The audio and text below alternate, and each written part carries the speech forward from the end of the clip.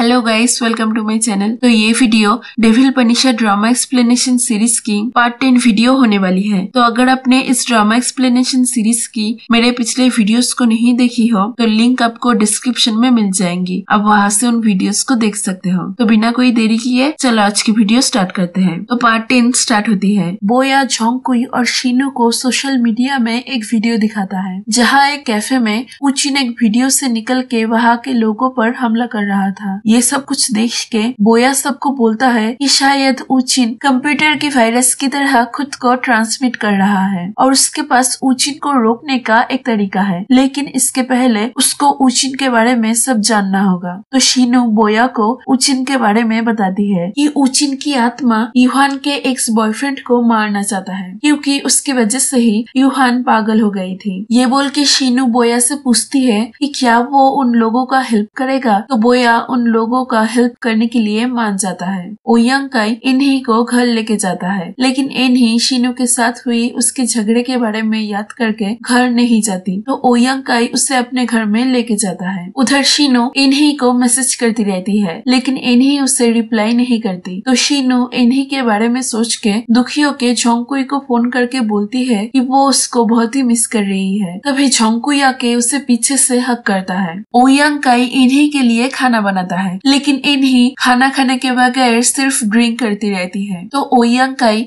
इन्हीं को सैड देख के उससे पूछता है क्या तुम्हारा शीनू के साथ झगड़ा हुआ है। इन्हीं बोलती है हाँ, मेरा उसके साथ झगड़ा हुआ है। उसने मुझे बहुत मैसेजेस भी किए हैं, लेकिन मैंने उसके मैसेजेस का रिप्लाई नहीं किया है। तो ये सब कुछ जान के ओयांकाई शीनू और इन्हीं के बीच हुई झगड़े को खत्म करने के लिए इन्हीं से उसके फोन को लेके शीनू को कॉल करता है। उधर से जोंगकुई फोन उठाता है और बोलता है कि शीनू सो गई है। ये बोल के वो ओयांकाई से इन्हीं के बारे में पूछता है। तो ओयांकाई बोलता है कि इन्हीं बिल्कुल ठीक है। ये बोलते ही इन्हीं ओयांकाई से उसके फोन को लेके कॉल काट देती है। जोंगकुई शीनू को सुला के उसे किस करने ही जाता है, तभी चेंगहुआन आके उसे इंटरप्ट कर देता है। चेंगहुआन जोंगकुई को बोलता है कि बॉस से ऑर्डर मिली है कि उचिन के भूत को एक दिन के अंदर अंदर अंडरवर्ल्ड में ले जाना होगा। ये सुन के जोंगकुई बोलता है कि उसके पास उचिन के भूत को पकड़ने का एक बढ़िया प्लान है। सुबह इन्हीं जब नींद से जगती है तब वो देखती है कि ओयांकाई ने उसके लिए ब्रेकफास्ट तैयार किया है। तो ब्रेकफास्ट करते हुए ओयांकाई इन्हीं को बोलता है कि इन्हीं के मूड को ठीक करने के लिए वो दोनों घूमने जा सकते हैं। तो इन्हीं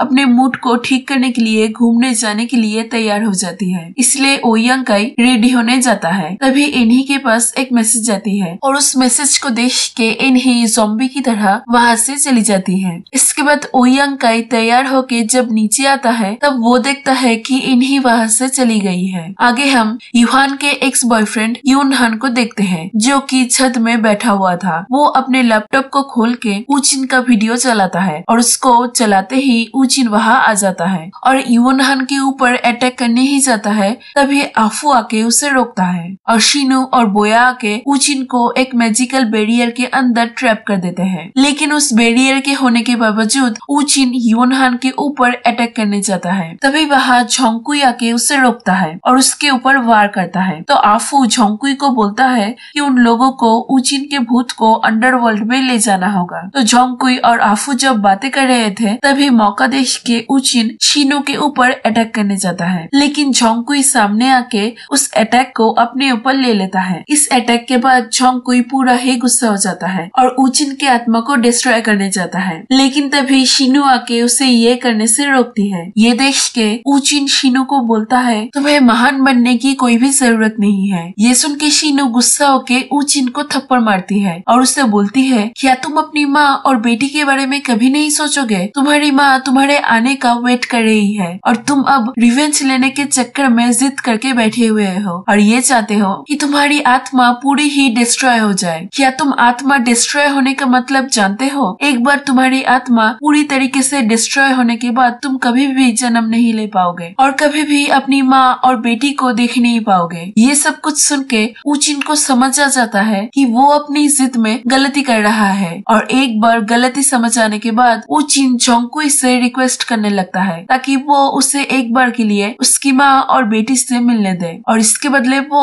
अंडरवर्ल्ड में अपनी मर्जी से जाने के लिए तैयार हो जाता है। तो जोंगकुई शीनू के कहने पर पर ऊचिन को ग्रैनी यू से मिलने देने के लिए तैयार हो जाता है। तभी हम इन्हीं को देखते हैं जो कि ये सब कुछ दूर से देख रही थी। जोंगकुई और शिनो ऊचिन को ग्रैनी यू और यूहान के पास ले जाते हैं और ऊचिन को देख के ग्रैनी यू और यूहान दोनों ही रोने लगते हैं। फिर ऊचिन को अंडरवर्ल्ड में ले जाया जाता है। जोंगकुई की तबीयत अचानक से खराब हो जाती है तो शिनो कैसे भी करके उसे घर लेके आती है और जोंगकुई की तबीयत क्या करने से ठीक हो सकती है इसके बारे में सोचने लगती है। तभी जोंगकुई उठ के उसे हक करता है और बोलता है कि उसे कुछ भी नहीं हुआ है, वो तो सिर्फ मजाक कर रहा था। ये बोल के वो शिनो को किस करता है। अगले दिन सुबह जोंगकुई नींद से जगता है और शिनो को अपने पास सोते हुए देख उसे किस करने ही जाता है, लेकिन तभी चिन गुआंग उसे कॉल करती है जिसकी वजह से वो किस नहीं कर पाता। चिन गुआंग जोंगकुई को कुछ काम के सिलसिले में अंडरवर्ल्ड में आने बोलती है तो जोंगकुई शिनो को किस करके वहाँ से चला जाता है। शिनो कॉफी शॉप में जाती है जहाँ बोया उसे बोलता है कि वो ये जानने के लिए बहुत ही क्यूरियस है कि उन लोगों की असली आइडेंटिटी क्या है। ये सुन के शिनो बोलती है मैं और तुम अलग अलग वर्ल्ड से बिलोंग करते हैं और मैं तुमसे बहुत ही अलग हूँ, तो क्या तुम्हें नहीं लगता कि तुम्हें मुझसे दूर रहना चाहिए। ये सुन के बोया बोलता है मैं तुम्हें पसंद करता हूँ तो मैं तुमसे दूर क्यों रहूंगा, मुझे कोई भी फर्क नहीं पड़ता कि तुम कौन हो, क्या करती हो और कहाँ से आई हो, मैं तुम्हें बहुत ही पसंद करता हूँ और हमेशा करता रहूंगा। तो बोया जब ये सब कुछ बोल रहा था तब इन्हीं बाहर से सब कुछ सुन लेती है और शिनो के कॉफी शॉप से जाने के बाद कॉफी शॉप में आती है। जोंगकुई और शियाओची एक थिएटर में जाते हैं जहाँ वो दोनों देखते हैं कि मूवी खत्म होने के बाद भी सभी लोग ज़ॉम्बी की तरह वहाँ बैठे हुए हैं और लाइट्स ऑन होते ही सभी लोग पागलों की तरह बाहर जाने लगते हैं। तो जोंगकुई मैजिक से सभी को बेहोश कर देता है। शिनो जोंगकुई के बारे में सोच के उसे मिस करती रहती है। तभी जोंगकुई आके टेलीपोर्ट करके शिनो को अपने घर में ले जाके उसे किस करता है। कॉफी शॉप में बोया इन्हीं से पूछता है क्या उसका शिनो के साथ झगड़ा हुआ है, तो बोया के मुंह से शिनो का नाम सुन के इन्हीं गुस्सा होके बाहर चली जाती है और इन्हीं को बाहर जाते हुए ओयांग काई देख लेता है और उसका पीछा करता है। इन्हीं अकेले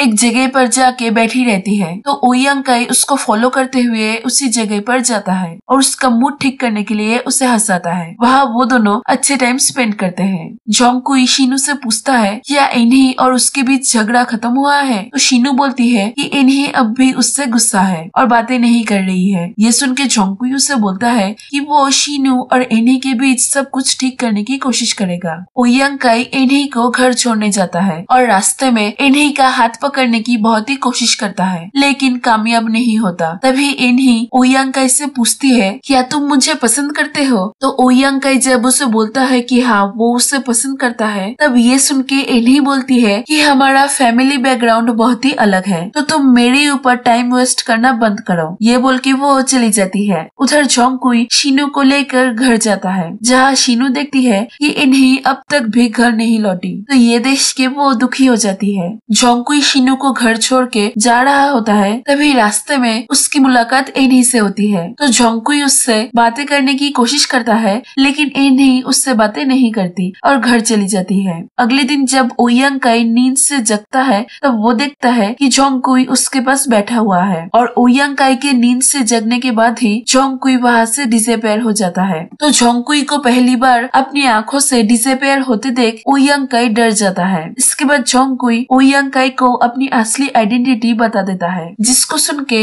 ओयांग काई बहुत ही एक्साइटेड हो जाता है। तो जोंगकुई उससे बोलता है कि अब से वो ओयांग काई को अपना असिस्टेंट बना रहा है क्योंकि ओयांग काई के साथ रह के उसे ये एहसास हुआ है कि ओयांग काई बहुत ही अच्छा लड़का है। ये सब कुछ सुन के ओयांग काई बहुत ही खुश हो जाता है। जोंगकुई उसको असिस्टेंट बनाने के बाद पहला काम देता है तो ओयांग काई को ये पता लगाना होगा कि स्कूल में रिसेंटली जो मूवी दिखाया गया था, जिस मूवी को देखने के बाद सभी ज़ॉम्बीज की तरह बिहेव करने लगे थे, वो मूवी किसके कहने पर दिखाया गया था। ये सब कुछ बोल के जोंगकुई ओयांग काई के पास से डेटिंग एडवाइस मांगता है क्योंकि शिनो ने उसे बोला था कि वो एक दिन जोंगकुई के साथ एक ह्यूमन की तरह डेट पे जाना चाहती है। इसके बाद जोंगकुई कॉफी शॉप में जाता है और बोया को एक दिन के लिए शिनो को छुट्टी देने बोलता है ताकि वो शिनो को लेकर डेट पे जा सके। ये सुन के बोया शिनो को छुट्टी दे देता है और वहाँ जोंगकुई और शिनो को एक साथ खुश देख के इन्हीं गुस्सा होके कॉफी शॉप से चली जाती है। तभी रास्ते में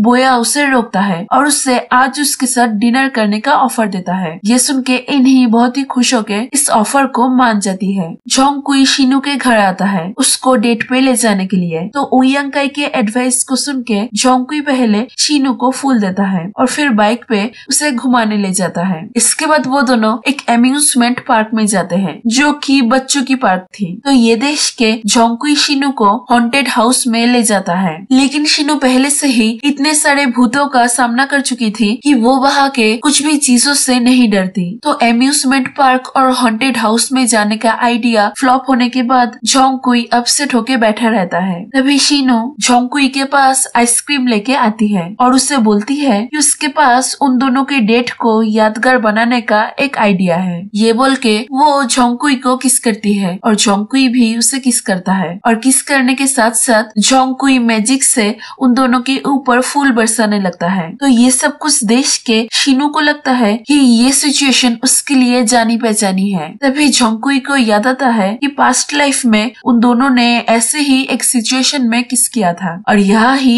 ये पार्ट खत्म होती है। तो यही थी